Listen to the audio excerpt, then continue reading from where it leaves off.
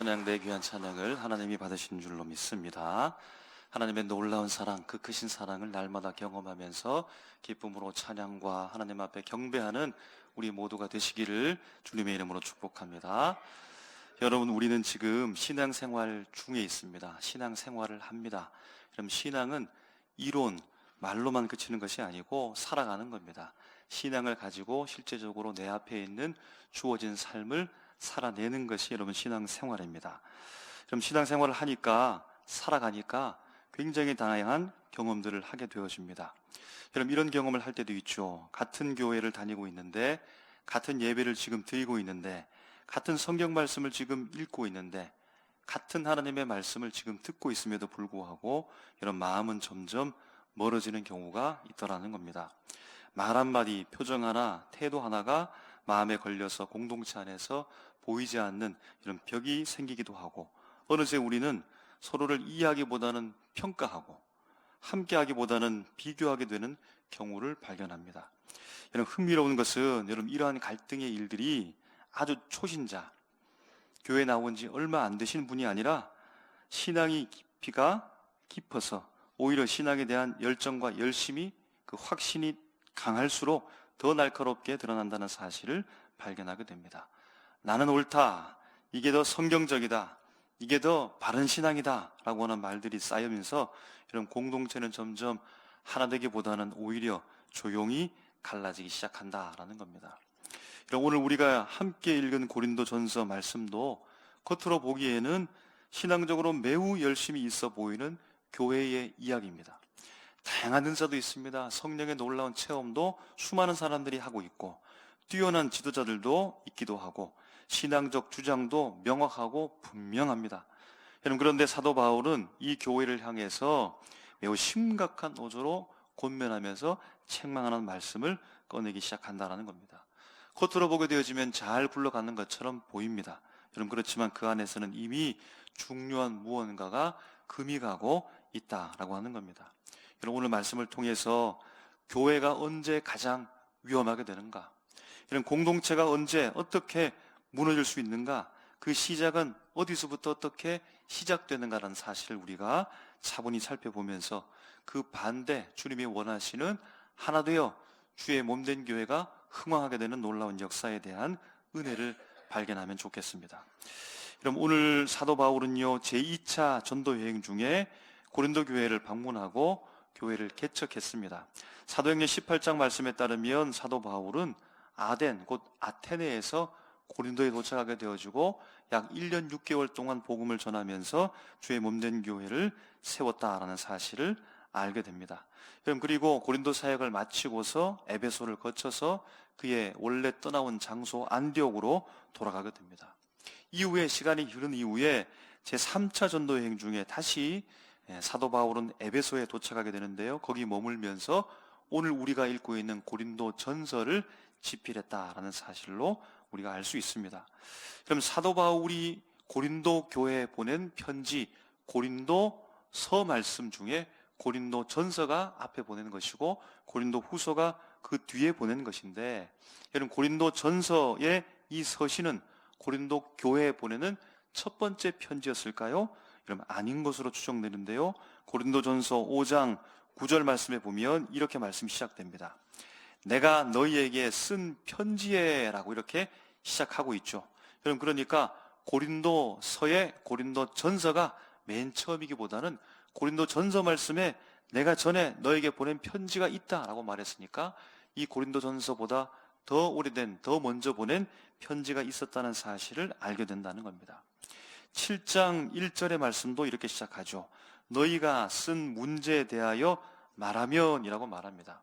고린도 교회에 사도 바울이 일방적으로 계속해서 편지를 보낸 것이 아니고, 그들이 먼저 보냈는지 바울이 먼저 보냈는지는 모르겠으나 그 편지는 계속해서 오고 갔다, 주고받았다, 교제를 했다라는 사실을 알 수 있습니다.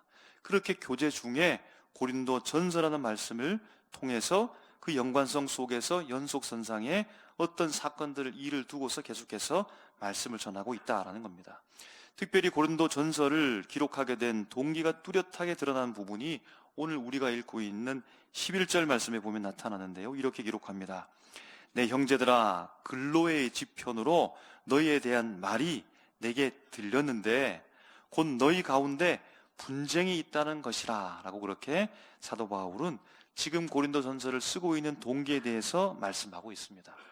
편지를 주고받으면서 교제를 하면서 그들의 형편과 사정을 사도 바울이 들으면서 오늘 이번에는 어떤 소식을 근로의 지편으로 들었냐면 그들 가운데 곧 고린도 교회에 분쟁이 있다는 소식을 들었다는 겁니다.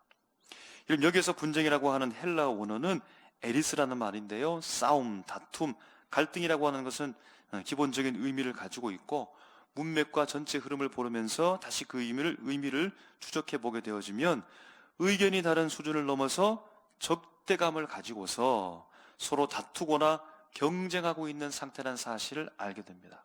저는 그러니까 일종의 당파 싸움과도 같은 일이 고린도 교회에서 일어나고 있다라는 겁니다. 자기 편을 만들죠. 상대방은 비방하게 되죠. 그럼 세력을 나누게 되죠. 분파적 다툼입니다. 그럼 그 강한 단어가 바로 에리스라고 하는 의미에 포함되어져 있다는 겁니다. 그럼 에리스라는 이 단어가 가진 의미대로 고린도 교회는요, 이미 분쟁이 있고 이미 분열이 시작되었다라는 겁니다. 그럼 그 말씀을 12절에 하는 겁니다. 내가 이것을 말하거니와 너희가 각각 이르되 나는 바울에게, 나는 아볼로에게, 나는 게바에게, 나는 그리스도에게 속한 자라 한다는 것이니 라고 말씀한다는 겁니다. 그럼 이미 분열이 시작되어져서 나뉘어졌습니다. 어떤 사람은 바울파, 어떤 사람은 아볼로파, 어떤 사람은 게바파, 어떤 사람은 그리스도파에 속해서 한 교회 안에서 이런 분파 속에서 분쟁하고 다투더라라고 하는 겁니다. 이런 분열을 겪고 있는 고린도 교회를 향해서 바울이 어떻게 권면할까요?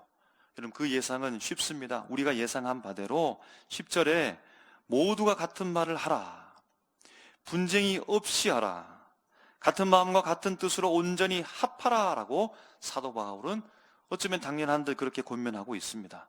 그럼 여기에서 온전히 합하라 라는 말의 헬라는요, 카타르티조라는 말입니다. 여러분, 이 단어는 여럿이 있는데 그저 그냥 하나로 묶었다라는 의미가 아니라 무언가 잘못된 것을 바로잡아서 원래의 온전한 상태로 회복시킨다라는 의미의 단어입니다. 여러분, 가수 하덕규 목사님의 노래를 아시죠? 제일 유명한 노래가 가시나무의 원곡자입니다. 그분의 노래 중에 목사님이기도 하고 교수 활동을 하셨는데 이런 풍경이라는 노래가 있는데요, 여기에 가사가 이렇게 됩니다. 세상 풍경 중에 제일 아름다운 풍경, 모든 것들이 제자리로 돌아가는 풍경이라고 되어 있습니다. 여러분, 이 가사가 노래 전체이고 가장 핵심이고 반복해서 계속해서 불려집니다. 여러분, 그러니까 카타르티조라고 하는 것은 모든 것이 원래의 자리로, 원래의 자리가 어디입니까? 하나님이 의도하신 온전한 자리로 돌아갔을 때 가장 아름다운 풍경, 가장 평화로운 모습을 누리는 의미를 가지고 있다는 겁니다. 바울파, 아볼로파, 게바파, 그리스도파, 왜 이런 파들은 생겨났을까요? 여러분, 바울파는 그렇게 생길 만도 하지 않을까요? 왜냐하면 바울이 교회를 세웠으니까요. 그럼 당연히 생길 수 있다라고 보이십니까? 바울파 사람들은 교회의 설립자 바울이다, 그에 따라서 우리가 자부심을 가진다, 복음의 기초가 바울을 통해서 생겨났으니까 그 바울의 권위를 최우선으로 아마 이들은 내세웠을 것이고 주장했을 것입니다. 아볼로파들은 어떤 사람들일까요? 바울이 고린도에서 1년 6개월 동안 있다가 그럼 떠났으니까 그 이후에 목회자가 아마 왔을 겁니다. 그 사람이 바로 아볼로입니다. 그 이후에 고린도 교회에서 목회 사역을 감당한 아볼로, 그 이름을 따서 제가 아볼로파 이렇게 말했습니다. 아볼로라는 사람은요, 알렉산드리아 출신입니다. 지식인이자 웅변가였습니다. 그래서 아마 설교를 잘했던 것 같습니다. 그럼 당시의 헬라 문화권 속에서, 헬라 세계 속에서 고린도 사람도 거기에 포함되어 있었고, 그럼 그 사람들이 어떤 것을 좋아했을까요? 화려한 수사학적 설교를 아마 선호했을 것이고, 지성적이고 논리적인 이 아볼로의 가르침에 매료된 사람들을 통하여서 하나의 파가 분파되었을 것으로 그렇게 보이는 겁니다. 그럼 게바파, 게바는 누구입니까? 예수님의 수제자 베드로의 히브리식 이름이 게바입니다. 여러분, 예루살렘 교회에서 아마부터 비롯되어서 온 사람들이 있었을 것이고, 유대 기독교 전통을 가지고서 중시하는 유대인 출신 성도들이 있었을 것입니다. 여러분, 이들은 무엇을 주장했을까요? 예수님의 직계 제자, 예수님을 직접 본 베드로, 게바가 최고다. 복음을 알기 위해서는 베드로, 그 사도적 전통을 가지고서 있을 때 우리가 잘 신앙생활을 할 수 있다는 사실을 아마 강조하고 주장했을 것입니다. 여러분, 그리스도파는 왜 생겼을까요? 아마 바울파, 아볼로파, 게바파, 여러분, 인간 지도자들의 이 분파 싸움에 염증을 느꼈던 사람들이 아닐까요? 자신들이 당신들보다 신앙이 훨씬 더 우월하다라고 하는 그룹으로 형성되었을 것 같습니다. 우리는 사람을 따르지 않고 오직 그리스도만 따르는 사람이라고 그런 주장과 신념을 가지고 있었을 것으로 보인다라는 겁니다. 여러분, 바울이 고린도 교회에서 자신을 비롯하여서 이런 분파들이 있다는 소식을 듣고, 분쟁과 분열의 소식을 듣고 어떤 마음이었을까요? 교회가 하나 되어져서 그렇게 열심으로 부흥하면서 하나님의 나라를 위해서 최선을 다해 사역하는 모습이 아니라 이렇게 분파로 나누어져서 분열과 분쟁을 거듭하고 있는 교회의 소식을, 그 교회를 세웠던 사도 바울이 소식을 들었을 때 여러분 어떤 마음이었을까요? 아니, 내가 교회를 어떻게 세웠는데, 내가 교회를 잘 기초를 다듬어 세웠는데, 그러면 그 위에다가 차근차근 하나씩 교회가 성장할 수 있도록 그렇게 발전하고 세고 나오면 되지, 아니 아볼로라는 사람이 어떤 사람이길래 자기 팔을 만드냐고 참으로 괘씸하다고 여러분 그렇게 생각했을까요? 여러분, 아볼로는 이 분열의 소식을 듣고서 어떤 생각을 했을까요? 아니, 내가 맞는데. 왜냐하면 바울도 대단한 사람이지만 교인들의 상황을 내가 가장 잘 알았고, 그래서 그 상황에 맞게 나는 합리적이고 지적인 신앙으로 잘 만들어놨는데, 기초가 아무리 중요하다 할지라도 시대에 뒤떨어지면 자연스럽게 도태되는 것, 사라져야 되는 거 아닌가라고 여러분 아볼로는 생각했을까요? 여러분, 게바는 어땠을까요? 사실 베드로, 게바는 이 사실을 몰랐을 수도 있습니다. 여러분, 그래도 복음이라고 하는 것이 구약과 유대 전통 속에서 생겨나면서 결코 분리될 수 없으니까, 예수님을 직접 본 사람은 베드로 자신밖에 없으니까 자신을 통하여서 복음의 본질이 온전하게 그 핵심을 잃지 않고 그렇게 신앙생활을 할 수 있는 중요한 구심점이 되는 것이 아닌가라고 여러분 그렇게 생각했을까요? 여러분, 그리스도는 누구입니까? 예수님입니다. 예수님은 이 분열의 소식을 듣고서 어떤 마음이셨을까요? 주님은 뭐라고 하셨을까요? 그 주님의 말을 사도 바울이 13절 말씀에 자신의 입장과 함께 밝힙니다. 13절에 그리스도께서 어찌 나뉘었느냐? 바울이 너희를 위하여 십자가에 못 박혔으며 바울의 이름으로 너희가 세례를 받았느냐라고 하는 겁니다. 바울은 분쟁을 원하지 않습니다. 분열을 원하지 않습니다. 자신을 따르라고 말하지 않습니다. 오히려 자신의 공적, 대단한 그 사역을 별것 아닌 것처럼, 크지 않은 것처럼 그렇게 설명하고 있다는 겁니다. 여러분, 어떻게 하면 고린도 교회의 분열을 막을 수 있을까요? 여러분, 어떻게 하면 고린도 교회의 분쟁을 멈출 수 있을까요? 어떻게 하면 고린도 교회가 다시 처음부터 시작했던 그 아름다운 모습, 하나된 모습으로 여러분 그렇게 만들어갈 수 있을까요? 바울파, 아볼로파, 게바파, 그리스도파, 여러분 다 보니까 나름대로의 의미를 가졌습니다. 나름대로의 명분도 가진 것처럼 보입니다. 여러분, 그러면 한번 생각해 보는 겁니다. 어떻게 모아지면 좋을까요? 바울이 기초를 놓았다 할지라도, 아볼로가 설교를 잘한다 할지라도, 게바가 유대 전통을 가지고 있다 할지라도, 여러분 그리스도파로 모이면 어떨까요? 그리스도파로 모이는 것이 좋지 않겠습니까? 왜냐하면 교회는 그리스도라는 이름 하에 모인 믿음의 공동체가 되기 때문입니다. 여러분, 그러면 사도 바울의 의견은 어떨까요?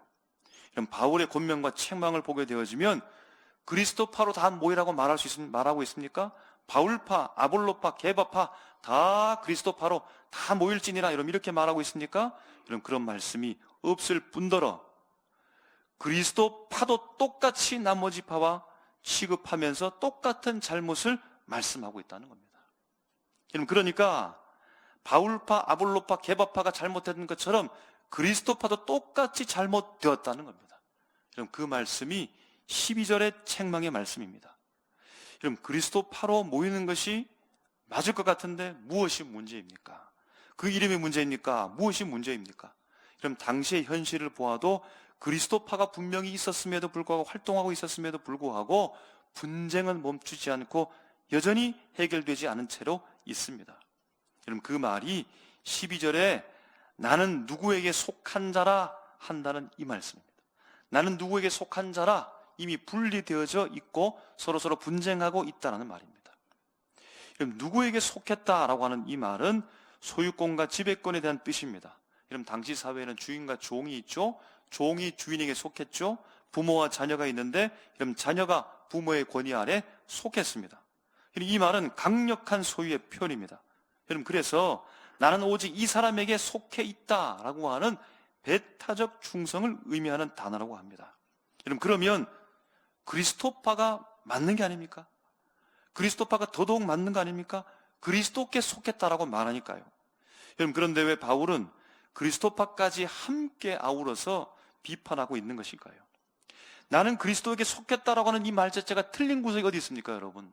나는 그리스도께 속했다, 나는 예수께 속했다, 이런 정말로 신앙적인 말이고 정말로 올바른 고백이라고 할 수 있는데 왜 바울은 그리스도파를 다른 한 파벌들과 똑같이 책망하고 있는 이유가 여러분 무엇일까요? 여러분, 이 사실은 어렵지 않습니다. 조금만 생각해 보면 납득이 됩니다. 왜 그렇습니까? 여러분, 그들의 태도와 동기는 전혀 그리스도답지 않았기 때문입니다. 그리스도파라고 말하면서 그들의 말과 행동은 전혀 그리스도답지 않은 행동을 하고 있기 때문이라는 겁니다. 여러분, 그들의 그리스도답지 않은 태도와 동기는 무엇이었을까요? 여러분, 첫 번째, 이들은요 영적으로 교만한 자들입니다. 선민의식을 가지고 있습니다. 그리스도파는 너희는 바울을 따라서, 너희는 아볼로를 따라서, 너는 게바를 따라 살아가는 사람이지만 우린 전혀 다른 차원의 사람들이다. 우리는 예수를 따르고 있는 사람이다. 우리는 예수님과 직접 소통할 만큼 영적으로 깨어있는 사람이고 대단한 사람이다. 자신들의 영역, 그 영역 속에서 자신들을요 영적 엘리트로 포장하고 있다는 겁니다. 이들은 다른 성도들을 무시하죠. 자신들만이 진정한 신앙인이라고 그렇게 선민의식에 빠져 있었다라는 겁니다. 그럼 두 번째, 이들은요 자신들의 분파주의를 정당화하는 도구로서 그리스도의 이름을 이용하고 있을 뿐입니다.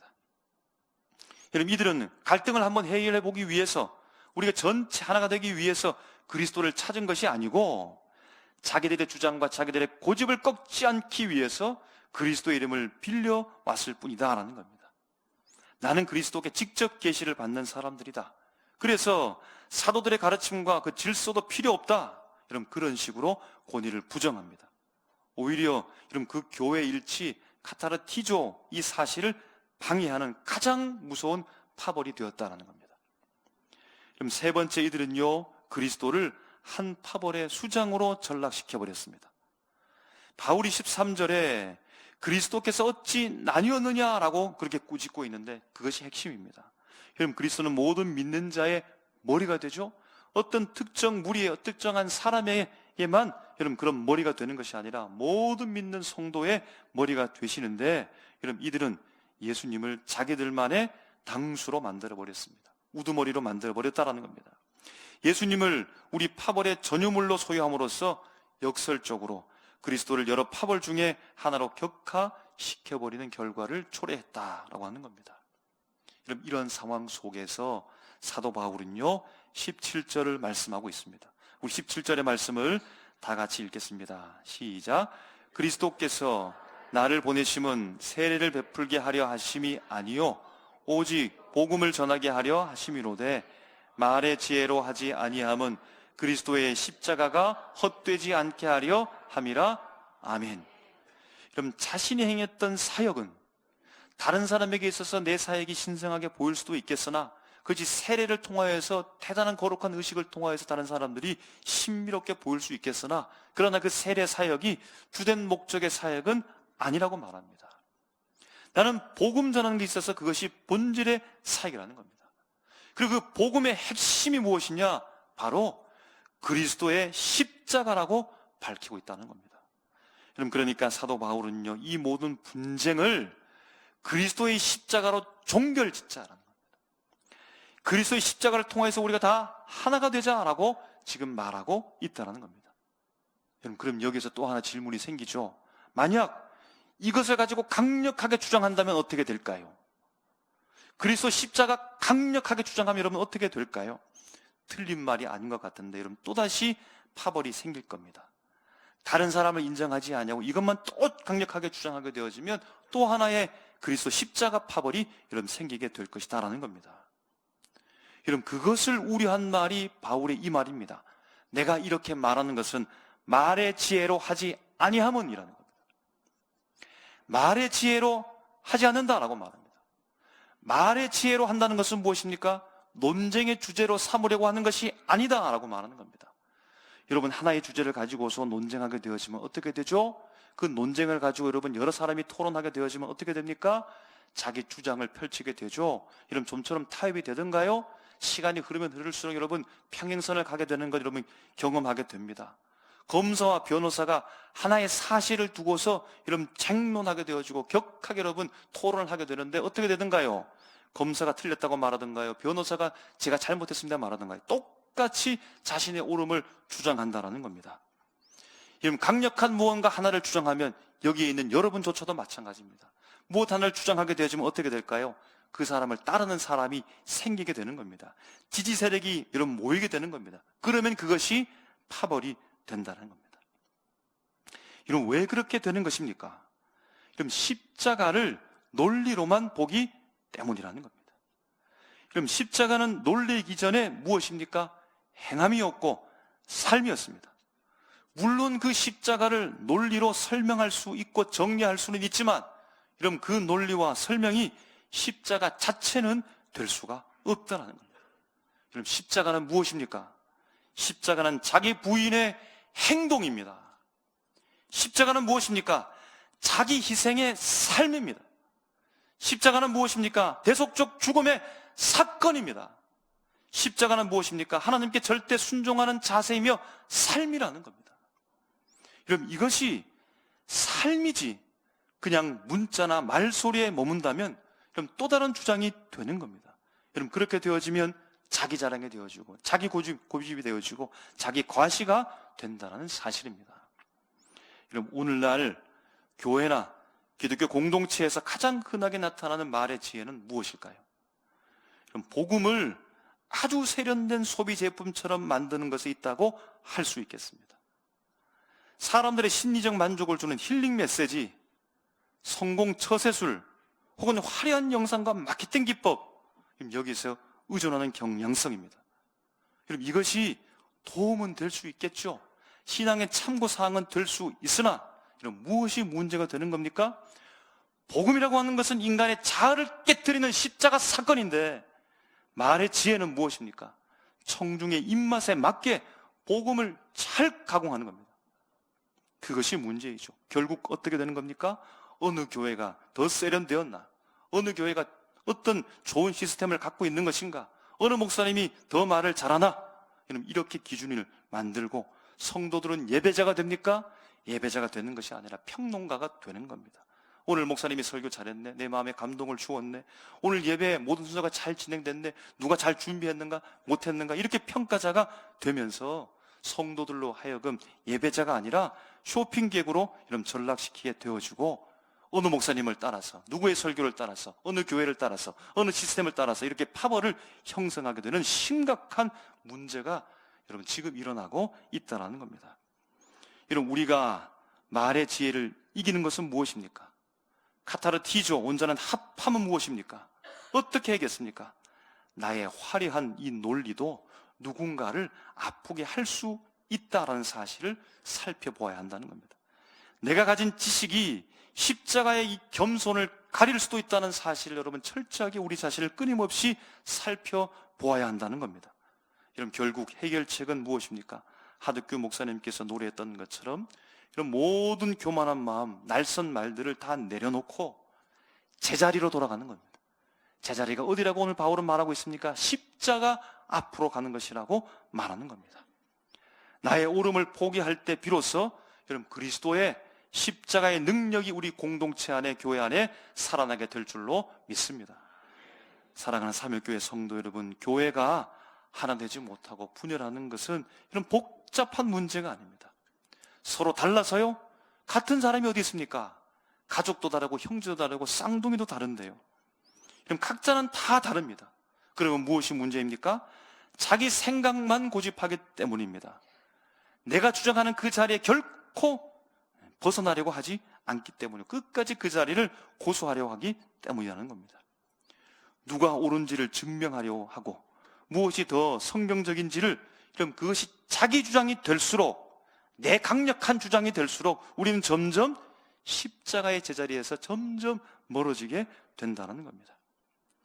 사도 바울은 고린도 교회의 분열 앞에서 새로운 구호를 외치지 않았습니다. 새로운 법을 만들지 않았습니다. 새로운 기준을 만들지 않았습니다. 다만 모든 시선을 우리 다시 십자가로 갑시다. 제가 말의 지혜로 하지 않으려고 합니다. 다시 십자가로 우리 다 같이 갑시다 라고 말하는 겁니다. 여러분, 그곳에는 자랑할 것도 없습니다. 내세울 것도 없습니다. 소유할 것도 없습니다. 오직 내려놓음과 겸손과 순종만이 있을 뿐인 겁니다. 오늘 여러분, 우리에게 필요한 것은 더 정교한 말, 더 강한 주장이 아니라 다시 십자가의 제자리로 돌아가는 용기가 필요한 줄로 믿습니다. 나의 오름을 다시 내려놓고 십자가 제자리 앞으로 우리 함께 다 서게 되어질 때, 하나님께서 이미 우리를 처음부터 하나 되게 하셨고 하나로 이렇게 신앙생활을 하신 그 놀라운 의미를 다시 발견하게 될 줄로 믿습니다. 여러분, 그렇게 될 때 우리 삼일교회는 논쟁의 공동체가 아니라 은혜의 공동체로 회복될 줄로 믿습니다. 주님의 십자가의 제자리로 여러분 다 돌아가면 좋겠습니다. 저도 돌아가고 장모님도 권사님도 집사님도 모든 성도님들이 다 십자가 자리로 돌아가고, 내 주장을 말하지 말고 바로 거기에 돌아가서 하나님께서 처음으로 시작하셨던 그 하나의 모습으로 놀라운 하나님의 믿음의 공동체를 이 세상 가운데 드러내 보일 수 있는 우리 모두가 되시기를 주님의 이름으로 소망합니다. 기도하겠습니다.